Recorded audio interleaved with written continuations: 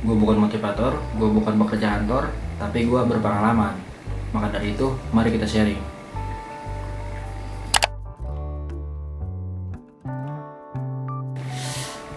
Tahun pertama lu lulus dari bangku sekolah, itu merupakan momen yang terasa begitu indah. Lu bisa bermain lebih lama, lu bisa tidur lebih malam dari biasanya, dan lu punya banyak waktu dari biasanya. Tapi semua keindahan itu nggak akan bertahan lama, sampai pada akhirnya lu benar-benar dirasa jenuh tanpa aktivitas apapun. Lu akhirnya memutuskan untuk mencari kegiatan baru, dan pada akhirnya lu sadar kalau sejatinya manusia setelah lulus dari sekolah itu diharuskan untuk lanjut bekerja.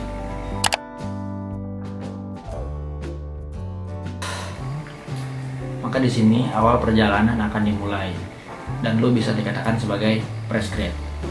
Jadi seorang fresh grade itu lebih berat ketimbang lu menyelesaikan skripsi, lebih berat ketimbang lu menyelesaikan sidang pro, dan lebih berat ketimbang lu menyelesaikan laporan praktikum selama masa perkuliahan.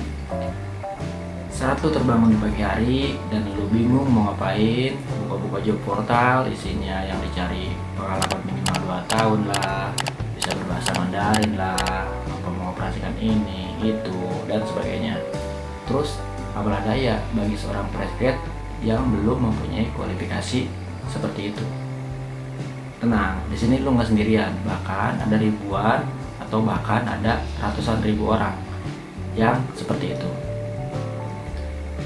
Pada tahun 2023, Badan Pusat Statistik atau BPS mencatat sebanyak 452.713 orang lulusan S1, S2, dan S3 yang tidak bekerja.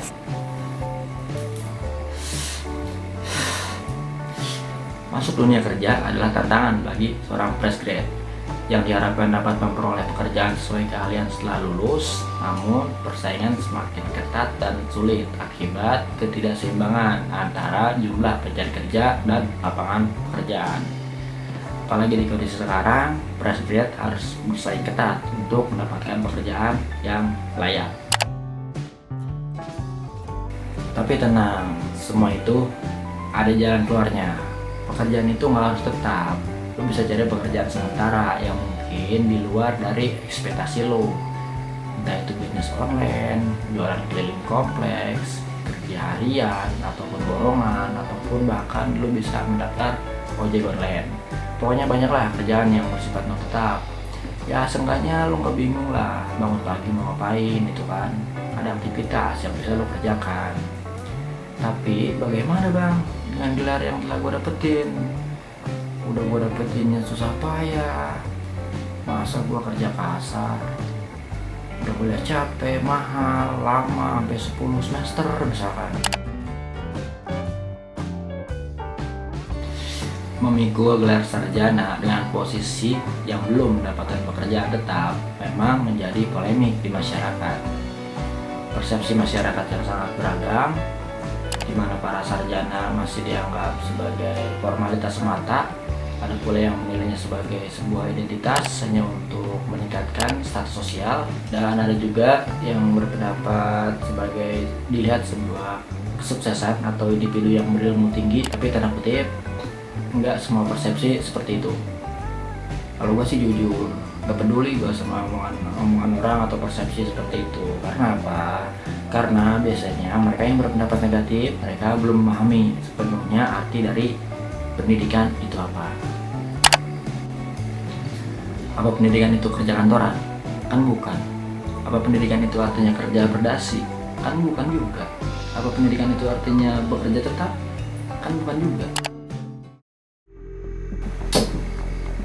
Pendidikan itu karakter. Mengutip dari Tan Malaka, beliau pernah berkata, bila kaum muda yang telah menyelesaikan pendidikannya di sekolah dan menganggap dirinya terlalu tinggi dan pintar untuk melebur dengan masyarakat yang bekerja kerja konkret, maka sebaiknya pendidikan itu ditidakkan sama sekali. Salah satu tantangan dalam dunia pendidikan adalah persepsi terkait gelar, yang terkadang membuat seseorang enggan menerima pekerjaan yang dianggap tidak sejalan dengan status pendidikannya. Namun, perasaan seperti ini berpotensi menghambat diri, terutama ketika pekerjaan tersebut benar-benar dibutuhkan untuk mendukung keberlangsungan hidupnya.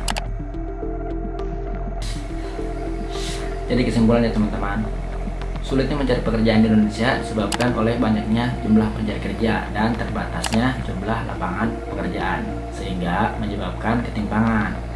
Namun sebetulnya di era kemajuan teknologi 5.0 ini, pekerjaan terbuka lebar boy. Asal kalian gak terlalu kalah pilih. Banyak pekerjaan di luar kantor yang statusnya non tetap. Dan marilah beradaptasi dengan lingkungan dan kemajuan teknologi. Kembangin diri lo sebelum mengejar kerjaan impian lo, mulai dari ikuti course, bootcamp, pelatihan atau kursus. Karena mencari pekerjaan di Indonesia tidaklah mudah. Adanya persaingan yang begitu ketat dengan para fresh lainnya yang sama-sama sedang mencari pekerjaan, sehingga individu harus meningkatkan kemampuan dirinya dan kualitas pendidikan yang ia miliki.